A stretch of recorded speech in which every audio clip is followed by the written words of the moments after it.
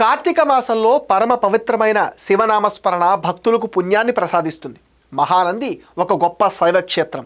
ఇది కర్నూలు జిల్లాలోని నంద్యాల పట్టణానికి సమీపంలో ఉంది.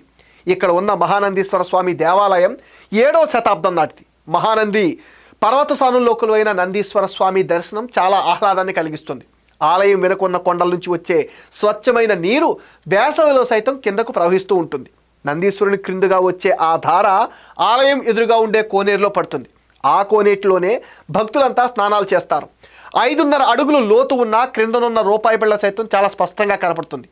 ఆలయ ఆవరణంలో కొన్ని బావులు ఉన్నాయి. అన్నింట్లోనూ ఇలాంటి నీరే ఉంటుంది. ఈ నీటిని తీర్థంగా భక్తులు తీసుకెళ్తారు.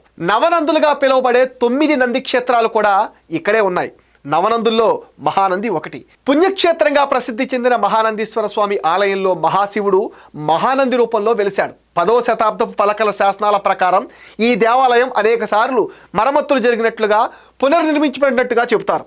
ఇక్కడ గల స్వామి మహానందీశ్వరుడు, అమ్మవారు కామేశ్వరీదేవి. ఇచ్చట గల శివలింగం ఎత్తు కొంచెం నొక్కివేయబడినట్టుగా ఉంటుంది. పుట్టలో గల స్వామివారికి ఆవు పాలిస్తుండగా కోపించిన యజమాని ఆవును కొట్టగా పుట్టలో గల స్వామివారిని ఆవు త్రొక్కుట వల్ల లింగం కొంచెం అరిగినట్టుగా ఉంటుందని ఇక్కడ ఒక కథనం ఉంది.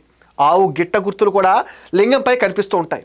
ఇచట శుద్ధ స్ఫటిక వర్ణంలో కనిపించే జలం జలజల ప్రవహించే దృశ్యం మహానంది ప్రత్యేకత. ఈ పుష్కరిణీలు విశ్వబ్రాహ్మణుల శిల్పాల పనితనాన్ని తెలియజేస్తుంది. మహానంది క్షేత్రంలో ఊరే నీరు సుమారుగా 3000 ఎకరాలకు సాగునీటిని అందజేస్తుంది. ఇచట బ్రహ్మ, విష్ణు, రుద్రగుండాలు కూడా ఉంటాయి. మహాశివరాత్రి పుణ్యదినాలు, లింగోద్భవ సమయంలో అభిషేకాలు, కళ్యాణోత్సవం, రథోత్సవాలు జరుగుతూ ఉంటాయి. కోదండరామస్వామి ఆలయం, కామేశ్వరీదేవి ఆలయం, ఇతర దర్శనీయ స్థలాలు. మహానందికి 18 కిలోమీటర్ల పరిధిలో 9 నంది ఆలయాలు ఉన్నాయి. వీటన్నిటినీ కలిపి నవనందులు అని పిలుస్తారు. ఈ ఆలయంలో మరో ప్రత్యేకత ఉంది. గర్భాలయానికి పక్కన ఒక శిలామండపం ఉంది. అది నవీన కాలంలో చెక్కిన శిల్పాలు. నంద్యాల నుండి మహానంది సుమారుగా 21 కిలోమీటర్లు. సమీప రైల్వే స్టేషన్ నంద్యాల.